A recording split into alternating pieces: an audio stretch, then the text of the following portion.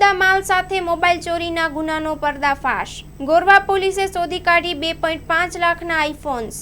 વડોદરા તારીખ 18 જુલાઈ 2025 વડોદરા શહેરના Gorwa police station ખાતે નોંધાયેલા મોબાઈલ ચોરીના અનડિટેક્ટ ગુનામાં મોટો પર્દાફાશ થયો છે।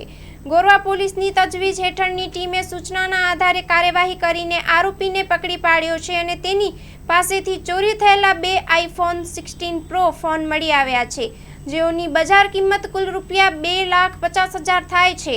પોલીસની બાતમી મળી હતી કે એક શંકાસ્પદ યુવક સુભાનપુરા વિસ્તારમાં ચોરીના મોબાઈલ વેચવાના ફિરાકમાં છે।